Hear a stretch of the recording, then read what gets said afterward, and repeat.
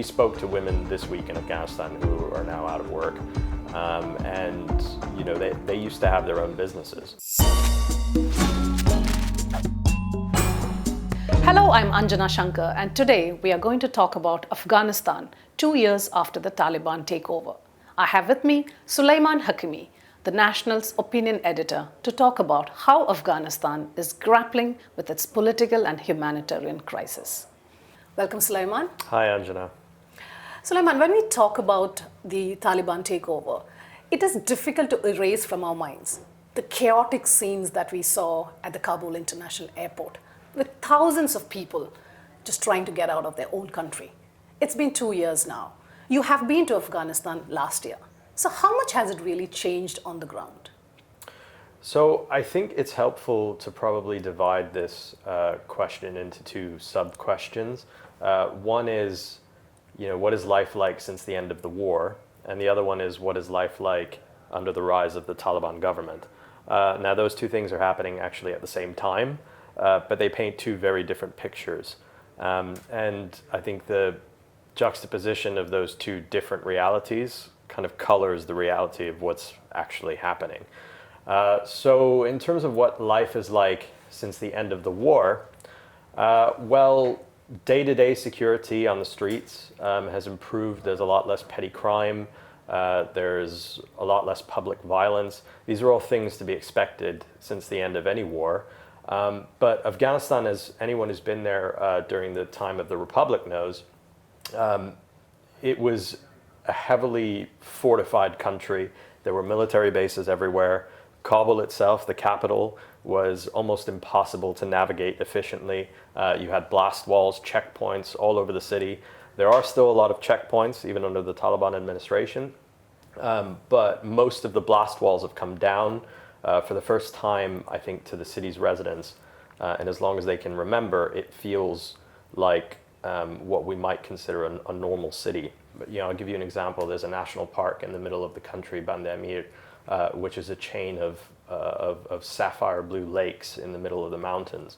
And it's kind of considered the crown jewel of Afghanistan's nature and tourism.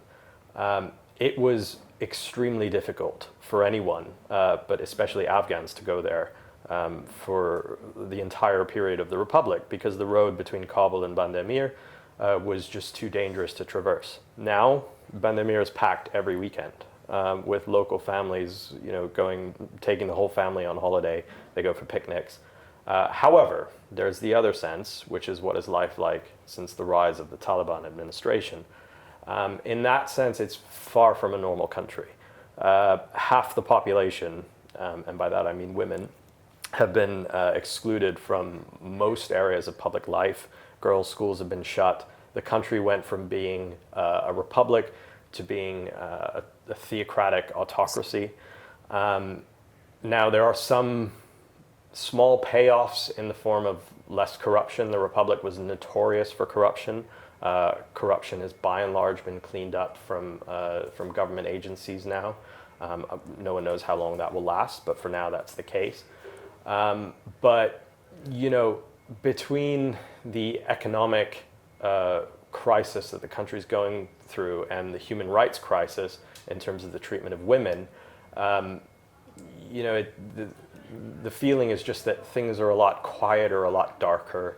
The streets are not as busy. You see far fewer women today than you did before. Taliban has absolute control over 34 of Afghan's provinces, but it is still a pariah country. Taliban is not internationally recognized, and the country is still grappling with sanctions. How is it crippling the lives of normal people every day on the streets?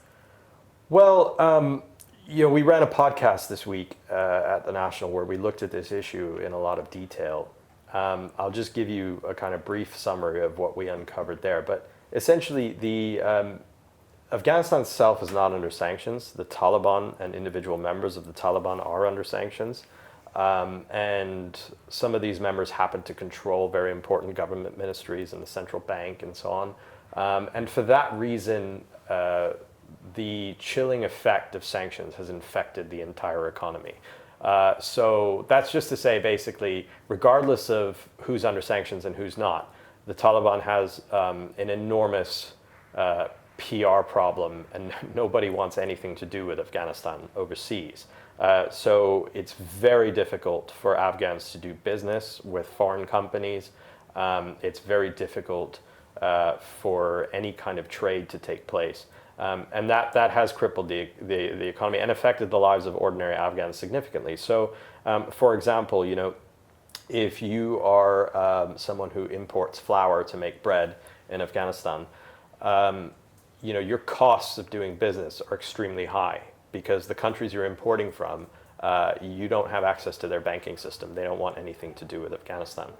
So you have to resort to using smugglers and so on, and this drives up the price of your imported flour, and then that translates to a higher price of bread for Afghans. And Afghans have already seen their wages decline significantly. The cost of goods, as I just said, has gone up, so their purchasing power is lower. Demand in the economy is very low because a lot of people have lost their jobs. 700,000 people lost their jobs when the Taliban took over. And so the economy is in a very bad way. And Afghans find it very, very hard to survive right now. And half of the population being wiped out from the labor market. Exactly. Right. Yeah, exactly. I mean, we spoke to women this week in Afghanistan who are now out of work. And they used to have their own businesses. So family income is dwindling. Exactly. Well, the family income has in many cases been cut in half. Yeah, this pariah status that you spoke about, that's also playing out in the way aid is flowing into the country. The UN said Afghanistan is one of the biggest humanitarian crises, and the country is already impoverished and heavily dependent on aid. So how is it playing out for international aid agencies still being reluctant to engage and work with Taliban? Yeah, it's not going well. So this was one of the most aid-reliant countries on earth for 20 years. Now, there is still a huge dependency on international aid, particularly on the World Food Program and other UN agencies, but even that aid is dwindling. So aid to Afghanistan this year is much lower than it was this time last year. And the World Food Program, for example, they need, I think, $1 billion to fund their operations over the next 6 months. They're having a hard time getting that money from donor countries. And now they used to help feed more than half of the population. But, that's no longer going to be the case. So which means millions of Afghans will go hungry. Yeah, and that's because donor countries, on the one hand, they're repulsed by the Taliban government and their policies, particularly against women. So they just don't have the appetite to want to help anymore. But also because the war in Ukraine has drawn a lot of the attention that was on Afghanistan towards helping, Ukraine's humanitarian crisis. Okay. Beyond this political and humanitarian crisis that we discussed, the Taliban takeover has spawned a huge refugee crisis with millions of Afghans now spread across the globe in different countries in UK, the US, Europe, still waiting for resettlement and even some basic paperwork documents to be sorted through.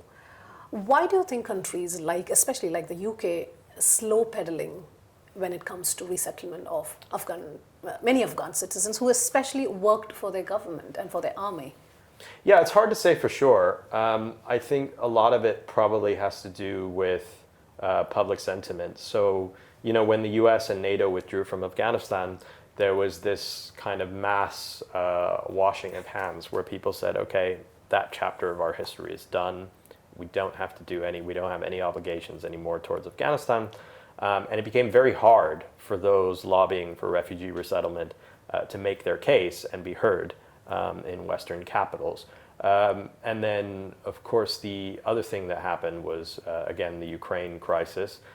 So a lot of people point out that in the UK, for example, it's been much, much easier for Ukrainians to get resettled very quickly. Whether it's home or abroad, it's going to be a long struggle for Afghans.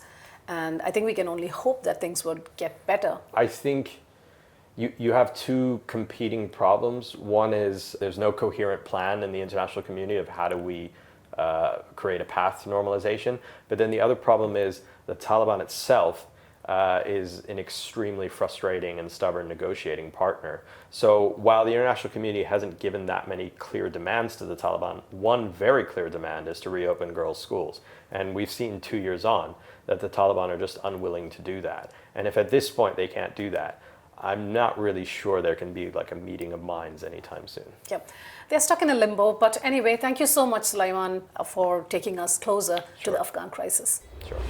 And that's it for another edition of A Closer Look from the newsroom in Abu Dhabi. You can watch all the episodes on our YouTube channel. And if you have any suggestions for future episodes, please leave a comment in the box below.